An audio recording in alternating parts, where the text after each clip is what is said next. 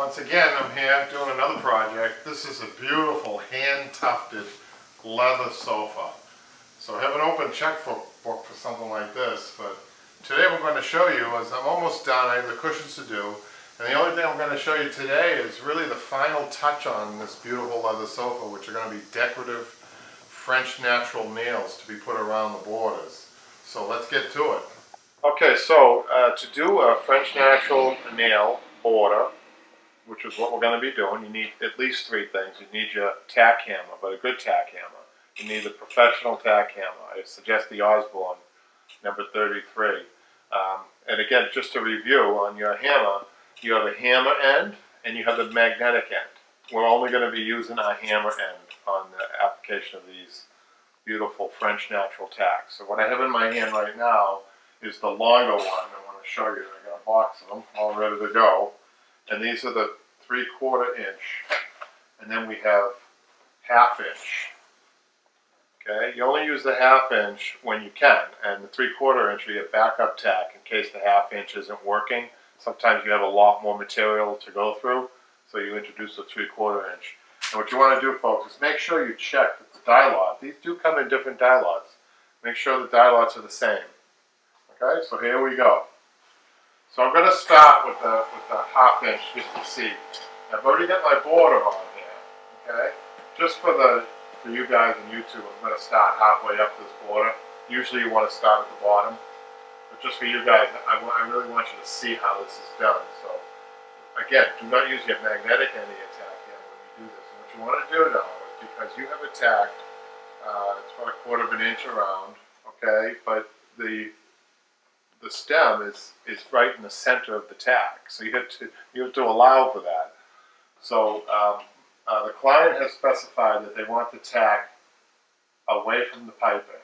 Okay, like I'll show you right on the edge here. So I'm going to tap, tap, tap, and try to hold it steady. Okay, and have it lined up. Now, the tapping, every tap that you do is an adjustment on the tack. Remember this: every tap is an adjustment on the tack. So a lot of times, if you have a clock, if there's a clock set up here, let's visualize a clock around this tack. This is 12 o'clock, 1 o'clock, 2 o'clock, 3 o'clock, 6 o'clock, and so on. You'll find yourself almost going around the whole clock with the different angles of your hammer.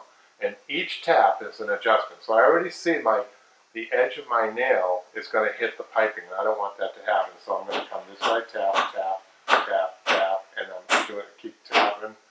And then I saw that it moved a little bit this way, so I'm going to bring it up this way, and I'm going to come one more couple of taps there just to finish it off, and that's my first tack.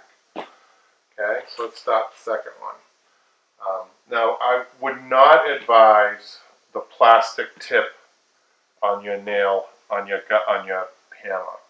The plastic tip is a good idea. It prevents scratching on your nail, but it's too much of a bounce. You actually do need a hammer to that nail.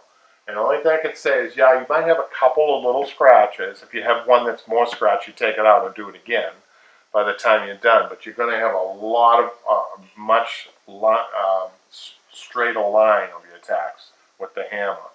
The plastic tip just bounces too much. It doesn't give you an accurate tack. So here I go. I'm going to be adjusting this in. Now again, I have to allow for the dome of the tack. So I'm going to go right in like this. I'm going to tap, tap, tap. Now, this one's going in pretty straight, but did you see? I missed the tap and it went here, but I'm adjusting. So I'm at 3 o'clock here. And then down to 12 o'clock. And then 1 o'clock. And then. So you see, you could be with the hammer all over the tack. And the object is, with your final two taps, you have it straight in the line, which that is. I'm going to go to the next one. And you can get really fast at this. Of course, it's practice. So I started out a little bit. It's going to go over this tack, so I know right away that I have to go 12 o'clock, 12 o'clock, 12 o'clock. And then straight tap, tap, tap. Make sure that they're in. How about that? Every once in a while, you'll have the urge, or you'll feel that the tack didn't go in as well as it then go switch up to your longer shank tack. which I'm going to do now. I'm going to line it up like so. See, already I'm over here at 10 o'clock. And then I'm adjusting over from straight on. You know what? And then back. See that? And you can get really fast at this, you know. Getting fast means you probably want your tacks in a better spot than I have them. See that, how that hit? That's not ready yet to be taken out, but if that's close.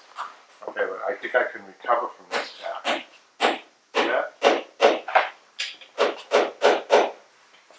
So you'll find that the tips that I'm giving you, if you were doing oak, if you were going through oak, these tips are really going to help you with the clock. You know, visualize that clock, and each tap is an adjustment, because the harder the wood, the harder it is to get these tacks in.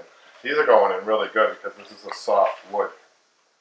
So we're going to try another long one, but we're going to come this way. Let's just see. Oh, the other thing too is body position is really important. I have an adjustable chair that I'm using here. So you want to be, I'm a little bit above eye level with these tacks. That's how you want to be on mostly all your upholstery, especially doing decorative tacks. So I'm going to adjust it up a little bit, my chair, and then just to be that eye level. See how nice that goes in there?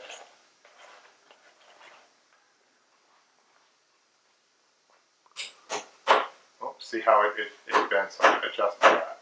Adjust that. Sometimes you really have to adjust it. Bad tap first. So there you go. I mean, we have 1, 2, 3, 4, 5, 6, 7, 8 tacks in. And after they're all done, you can critique yourself when you're done with the whole thing, and you can make little adjustments. You can tap these. You have to be very careful. Now here's the scary part.